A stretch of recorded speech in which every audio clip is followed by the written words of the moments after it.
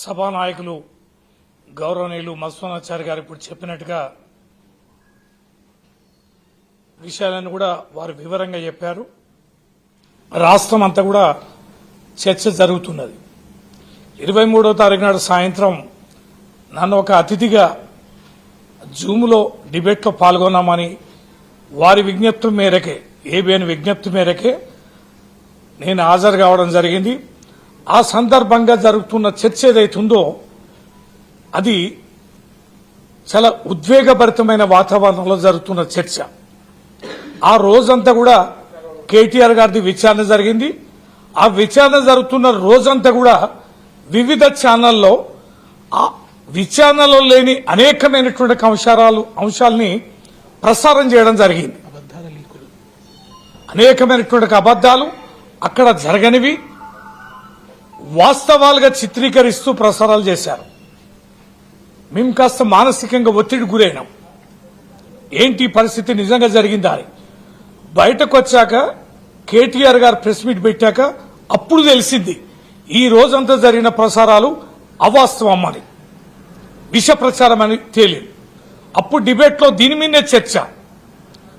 వెంకటకృష్ణ గారు యాంకర్ వారు అడుగుతున్నారు, నేను సమాధానం చెప్తున్నా. విచారణ జరుగుతుంది, ఫోన్ ట్యాపింగ్ జరిగిందా జరగలేదా, ఒక సిట్ వేశారు, సిట్లో మళ్ళా సభ్యులు మార్చారు, మరో కొత్త టీం వేశారు, హరీష్ రావు గారిని పిలిచారు, కేటీఆర్ గారిని పిలిచారు, విచారణ జరుగుతుంది. కానీ విచారణలో లేని అంశాలన్నీ లీకుల పేరిట వాస్తవాలుగా ప్రజల్లోకి విష ప్రచారం ఎలా చేస్తారని చెప్పి నేను అడిగాను. ఎవరు దీన్ని బ్రీఫ్ చేస్తే ప్రసారం చేస్తున్నారు? మీడియా కాంగ్రెస్ చేస్తుందా, ప్రభుత్వం చేస్తుందా, లేదా వీరంతటా వీరే ప్రసారాలు చేస్తున్నారా, సిట్టు చేస్తుందా అని చెప్పి నేను అంటే సిట్టు చేస్తుందని మీరు ఎట్లంటారు అని ఆయన నా మీద గద్దించడం, వాడెవడో వీడెవడో మాట్లాడితే నువ్వెలా మాట్లాడతావా అని నన్ను నిలదీసినప్పుడు నేను ఒక మాట జారడం జరిగింది. అది ఏబిఎన్ ఉద్దేశించాలే, వెంకటకృష్ణ గారిని ఉద్దేశించాలే. ఈ విష ప్రచారం చేస్తున్న వారి పట్ల, ఈ పిచ్చి రాతలు పిచ్చి ప్రసారాలు చేస్తున్న వారి పట్ల నేను ఒక మాట సాధారణంగా మాట్లాడే పరిభాషలో ఒక మాట అంటే, ఒక లెజిస్లేటర్ నన్ను చూడకుండా, అతిథిని అనేది కూడా చూడకుండా, వారి ఆహ్వానం మేరకు నేను జూమ్లో ఉన్నానే విషయాన్ని కూడా చూడకుండా, ఈ రాష్ట్రంలో ఒక పార్టీకి కీలకమైన పార్టీకి జనరల్ సెక్రటరీని కూడా చూడకుండా, ఒక ఉద్యమ నాయకుడిగా నా వ్యక్తిత్వాన్ని చూడకుండా, నా జీవితంలో ఎన్నడూ వినగూడని పదాన్ని get out from my debate అని 10 సార్లు గర్జించి అవమానపరిచిన తీరు నిజంగానే హృదయాన్ని కలిసివేసింది. ఎప్పుడూ అవినీతి అక్రమాలకు పాల్పడ్డ వాళ్ళం కాదు. వందల వేల టీవీ డిబేట్లలో కానీ మీడియా సమావేశాల్లో కానీ మాట తూలింది లేదు. అన్పార్లమెంటరీ లాంగ్వేజ్ నేను ఎక్కడ వాడిన సందర్భాలు కూడా లేదు.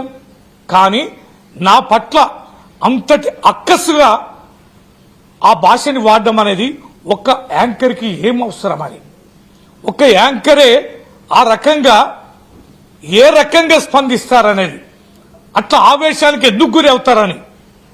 నేనున్న స్థానం మీ అతిథిని కదా, అతిథి పట్ల ఈ రకంగా వ్యవహరించడం అనేది దుర్మార్గం కదా. చట్టసభలో కొంతమంది లక్షలాది మంది ప్రజల యొక్క ప్రతినిధుల ద్వారా ఎన్నిక కాబడిన నా స్థాయిని కూడా ఈ రకంగా దిగజార్చడం సరి అయిందేనా అనే దానిపైన మనసు వికలమై బాధపడుతున్న సందర్భంలో యావత్ తెలంగాణ ప్రజలు, యావత్ ప్రపంచంలో ఉన్న తెలంగాణ బిడ్డలు స్పందించిన తీరుకు నేను కృతజ్ఞత తెలియజేస్తున్నా. ఒక్క తాటిపైకి వచ్చారు, ఏకఖండంగా ఈ రకంగా వ్యవహరించిన తీరుని ఖండించారు. మా పార్టీ ఈ ఛానల్ని నిషేధించారు. మా పార్టీ కార్యక్రమంలో ఎక్కడ పాల్గొనడానికి అవకాశం లేదని మా పార్టీ అధ్యక్షుడు కేసీఆర్ గారికి, వర్కింగ్ ప్రెసిడెంట్ కేటీఆర్ గారికి, యావత్ మా పార్టీ నాయకత్వానికి నేను కృతజ్ఞత తెలియజేస్తున్నా.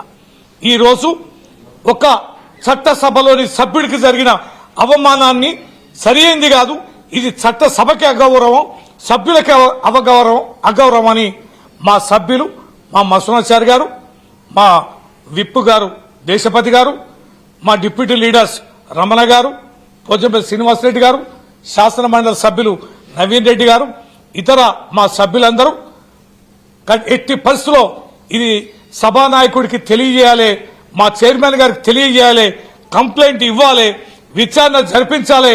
భవిష్యత్తులో ఈ రకంగా వ్యవహరించే అమర్యాదకరమైనటువంటి ఛానల్స్ పైన చట్టబద్దమైన చర్యలు చేపట్టాలని చైర్మన్ గారిని కోరడం, వారు సమయం ఇవ్వడం, పూర్తిగా మా వివరణ అంతా కూడా వారు తీసుకోవడం జరిగింది. ఖచ్చితంగా విచారణ జరుపుతామని వారు తెలియజేయడం జరిగింది. ఈ సందర్భంగా అన్ని విషయాలు సానుకూలంగా విని చర్యలు చేపడతామన్న మా చైర్మన్ గారికి కృతజ్ఞత తెలియజేస్తూ ఈ కార్యక్రమంలో పాల్గొన్న మా సభా నాయకత్వానికి అందరూ కూడా వెన్నంటి ఉండి నాకు ధైర్యాన్ని ఇచ్చినటువంటి మా సభ్యులందరూ కూడా నేను మనస వాచ ధన్యవాదాలు తెలియజేస్తూ భవిష్యత్తులో తెలంగాణలో ఈ రకమైన చర్యలకి ఎవరు పాల్పడినా కఠినంగా వ్యవహరించే వాతావరణం రావాలని మనస్ఫూర్తిగా కోరుకుంటూ సెలవు తీసుకుంటాం.